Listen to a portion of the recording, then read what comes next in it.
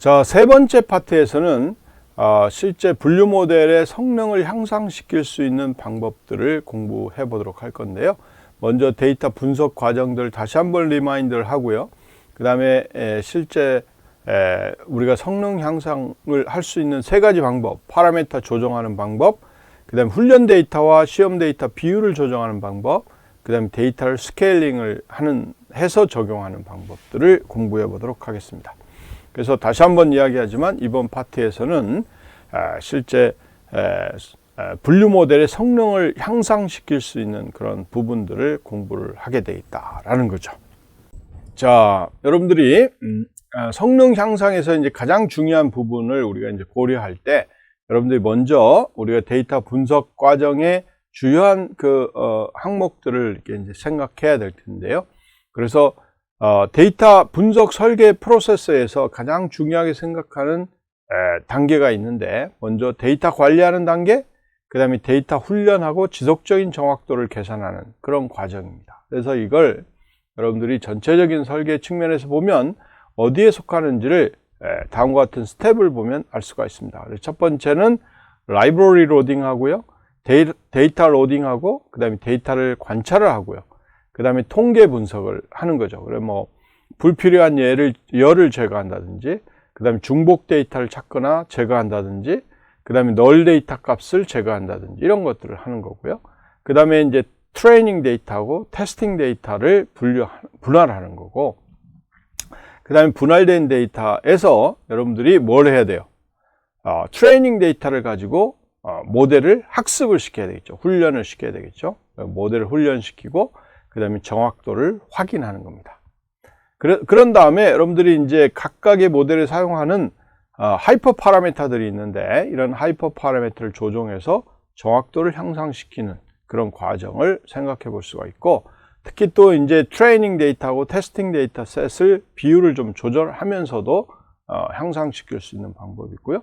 그리고 데이터 정교화를 한다든지, 그 다음에 이상값을 처리한다든지 이런 것도 이제 실제 데이터를 분석 결과를 아주 좋게 만드는 그런 과정이라고 보시면 되겠습니다.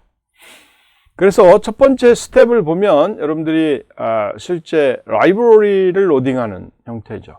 라이브러리를 판다스, MP, 그 다음에 PLT, 그 다음에 Train Test Split, K-Neighbors Classifier, Confusion Matrix, Matrix 이런 것들을 다 라이브러리 로딩하는 거죠.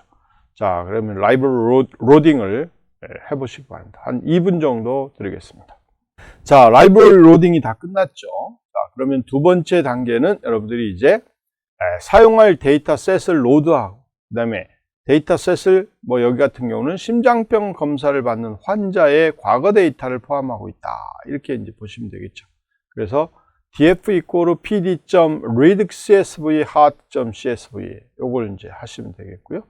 그래서 이 데이터를 여러분들이 없는 학생들은 인터넷에 검색을 하면 바로 나옵니다. 그러니까 그걸 세이브를 하셔서 여러분들이 실제 로딩을 하시면 되겠고요.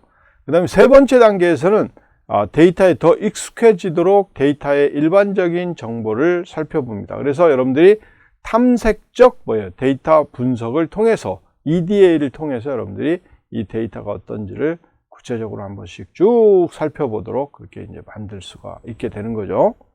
자, 이렇게 이제 세 번째 단계에서 df.head 해가지고 그 결과도 찍어 보시고요. 그 다음에 shape이 어떻게 됐는지, 정보가 어떻게 됐는지, df.info 이런 것들을 해가면서 여러분들 데이터가 어떻게 되어 있는지를 알 수가 있도록 되어 있습니다. 그래서 앞에서 말씀드린 것처럼 여러분들이 탐색적 데이터 분석을 수행해서 실제 원하는 데이터들이 어떻게 분포되어 있는지를 우리가 볼 수 있도록 만들어주는 그런 형태입니다. 그래서 여러분들 지금 읽었던 df 데이터에 Trust BPS라는 그런 필드가 있는데, 그 필드에 대한 히스토그램을 여러분들이 밑에와 같이 그림을 그릴 수 있도록 만들어 볼 수가 있죠. 자, 그러면 여러분들 요 앞에 실제 요 부분 어디 있죠? 여기 pd.read.csv, 그 다음에 여기 print df.head, 그 다음에 shape, info 이런 것들, 그 다음에 histogram 이런 것들을 만드는 거를 한 5분에 걸쳐서 실습을 해 보시겠습니다. 자, 실습 다 하셨죠? 여러분들이 지금까지 배운 내용들이기 때문에 아마 크게 무리 없이 다 할 수 있을 거라고 판단이 됩니다. 자, 이렇게 하고요. 그 다음에 모든 속성의 이상값이 어떻게 되는지를 하기 위해서는 여러분들 보시는 바와 같이 박스 플롯을 이용해서 이제 실제 그림을 그리는 걸 볼 수가 있습니다. 그래서 여러분들이 필드는 age 필드, 그 다음에 trust BPS 필드, 그 다음에 CHOL 필드, 그 다음에 그 위에 이제 타락, 그 다음에 old pick 이런 데이터들을 다 이렇게 불러와 가지고 실제 이거를 여러분들이 박스 플롯으로 이렇게 만들어 놓은 형태입니다. 그래서 박스 플롯으로 그려보면 이렇게 나오고요. 여기에 값들이 이제 좀 이상한 값들, 이런 값들은 이제 실제로 우리가 이상 결과를 실제 내고 있기 때문에 이런 것들은 이상값이다, 이렇게 이상한 값이다, 이렇게 볼 수 있게끔 만들 수가 있습니다.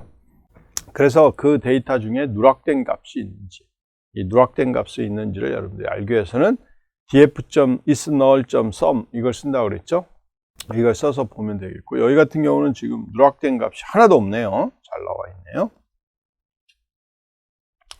자, 그 다음에 이제 스텝 5에 가서는 정확도를 확인하기 위해서 트레이닝과 테스트 데이터셋을 분류를 합니다. 여기 같은 경우는 트레이닝 데이터를 70%, 테스트 데이터를 30%로 만들었죠. 그래서 여러분들이 여기 보면 트레이닝 데이터에서 실제 drop columns is target을 이제 없애버리고요. 그 다음에 이제 트레이닝 레이블 셋은 타겟만 남겨놓도록 이렇게 되어 있고, 그 다음에 이제 여기 보면 train test split이라는 라이브러리 이용해서 트레이닝 데이터하고 레이블 데이터를 나누는데 테스트 사이즈를 0.3으로 이렇게 나누도록 그렇게 만들어 있는 것을 볼 수가 있습니다.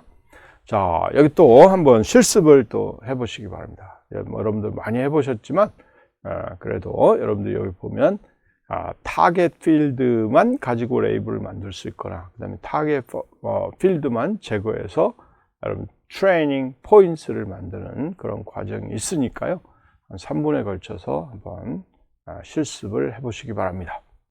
자, 실습을 다 하셨죠. 그래서 이렇게 이제 스텝 5를 거쳐서 여러분들 스텝 6에서는 모델을 훈련하고 정확도를 확인하는 겁니다. 그래서 여기 같은 경우는 K-Labels classifier를 썼고요. 그 다음에 N-Labels는 5로 줬습니다. 이렇게 5로 줘가지고 실제 classifier 모델을 하나 만들고 이걸 fit하는 겁니다. X-train, Y-train 데이터를 가지고, 그 다음에 X-test에 대해서 prediction을 해서 그 결과를 guesses에다가 집어넣고요.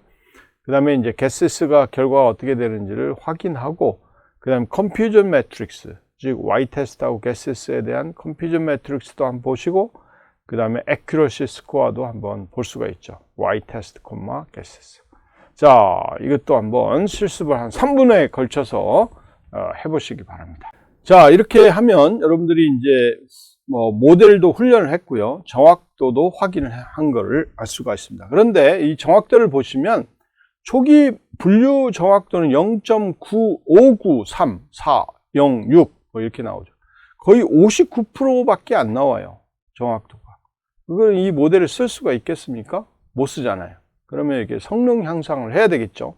그럼 그 성능 향상을 어떻게 할 건가? 이게 굉장히 중요하죠. 그러면 하이퍼 파라메타 K 값을 우리가 좀 조정해 보자 라는 거죠. 그래서 이 K라는 값을 우리가 K range equal range 1,50 이렇게 주시고요. 그 다음에 accuracy score를 우리가 넣고요. 리스트로 만들고 for loop으로 돌립니다. for K equal K in K range.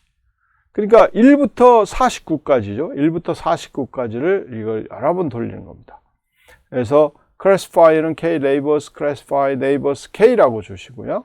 그 다음에 train을 시키고, 그 다음에 predict를 해서 accuracy score.append에서 그 결과 값을 여기 보면 matrix.accuracy score, y-test, guesses 이렇게 그 결과를 이렇게 쫙 집어넣습니다. 그래서 요거를 1에서부터 49까지 반복해 가지고 그 정확도는 어디에 들어가게? 그렇죠. accuracy scores에 들어가게끔 해주게 되고, 그 결과를 마지막에 이제 이 포룹이 끝나고 여러분 출력한 결과를 볼 수가 있고요. 특히 이제 이런 그 정확도를 우리가 이 플로터를 이용해서 여러분들이 이렇게 그릴 수가 있습니다. 그래서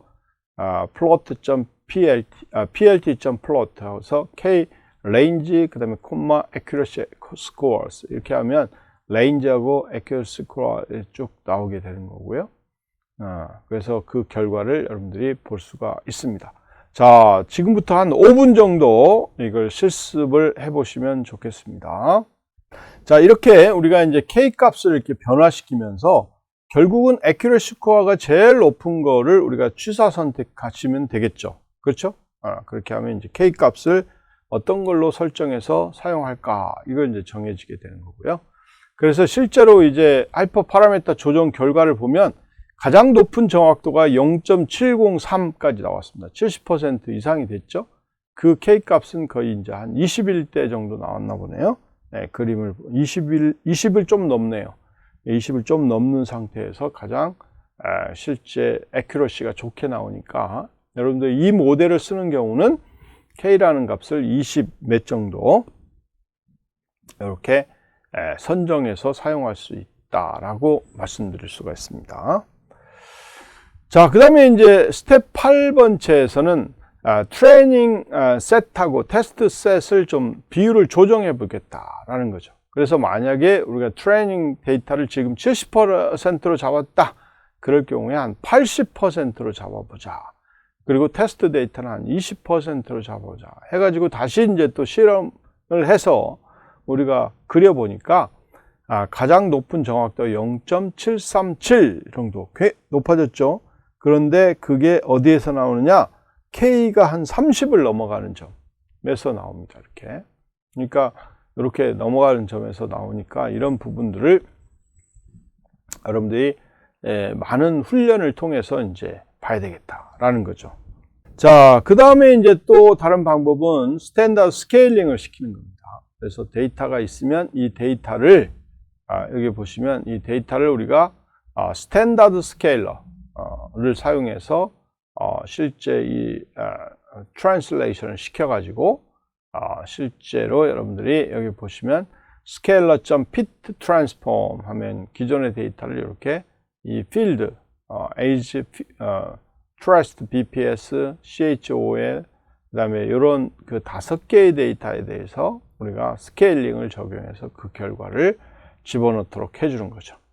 그래서 실제로 어떤 값은 굉장히 큰 차이가 있고 작은 값은 작은 차이가 있는데 그거를 이제 평균적으로 다 맞춰주는 그런 형태가 되겠습니다. 오케이. 그 다음에 이제 트레이닝 포인트하고 트레이닝 레이블을 생성하는 거를 했고요. 자, 이걸 해서 정확도를 해보니까 88.524까지 올라갔습니다. 굉장히 많이 올라갔죠? 그런데 K가 어딜 때요? 한 10 정도일 때, 뭐, 이 정도에서 굉장히 좋은 결과를 지금 내고 있는 것을 확인할 수가 있습니다. 자, 이것도 여러분들이 이제 실습을 한번 한 3분에 걸쳐서 해보시면 좋겠습니다. 자, 이렇게 스탠더드 스케일링을 쓸 수도 있고요. 그 다음에 이제 여러분들이 민맥스 노멀라이제이션을 쓸 수도 있습니다. 그래서 여러분들이 여기 스케일러를 우리가 민맥스 스케일러라고 지정을 해서 사용을 해주시면 되겠습니다. 아까하고 똑같이 이렇게 해주시면 되고, 이렇게 하면 이제 정확도가 90% 이상 올라가게 되는 걸 알 수가 있고, 실제로 90% 정도까지 올라간 그런 K 값들도 이걸 통해서 여러분들이 어떤 게 최대 값인지를 확인할 수 있다. 이렇게 이야기를 할 수가 있습니다. 자, 이번 장에서는 여러분들이 이제 다음과 같은 내용을 배웠는데, 한번 질문을 해보도록 하겠습니다. 그래서 분류 모델 성능 향상을 위해 다음과 같은 방법과 사용하는 다음과 같은 방법을 설명해 봐라 라는 거죠. 파라미터 조정, 그 다음에 학습 시험 데이터의 비율 조정, 그 다음에 스케일링 또한 데이터 변환 조정, 이런 걸 설명을 한번 해보시죠. 자, 잘 했죠. 그래서 파라미터 조정은 여러분들이 모델의 파라미터를 조정한다 이런 거고요. 그 다음 시험 데이터하고 학습 데이터를 뭐 20대 70으로 할 것지, 그 다음에 30대 70으로 20대 80으로 할지 30대 70으로 할지 뭐 이런 것들을 이야기를 하는 거고요. 그 다음에 스케일링을 하면은 뭐 여러분들이 0, 1 0, 1로 이렇게 만들 수도 있고, 마이너스 1, 뭐 이렇게도 할 수도 있고, 뭐 여러 가지 방식들이 있겠죠. 그런 방식들을 이용해서 데이터를 여러분들이 조정하는 그런 과정이다라고 볼 수가 있습니다. 자, 그래서 이번 장에서는 여러분들이 분류 모델 성능 향상을 위해서 세 가지 방법, 파라미터 조정하는 방법, 그 다음에 시험 학습 데이터 비율을 조정하는 방법, 그 다음에 스케일링, 즉 뭐 스탠다드 스케일링, 민맥스 스케일링 뭐 이런 거죠. 이런 스케일링을 조정해서 여러분들이 실제 그 데이터 분석 결과의 성능을 향상시킬 수 있다라는 것을 알 수가 있었습니다. 예, 여러분들이 이런 그 성능평가 학습 모델을 기반으로 해서 좀 더 좋은 실제 알고리즘을 만들 수 있으면 좋겠습니다. 예, 수고하셨습니다.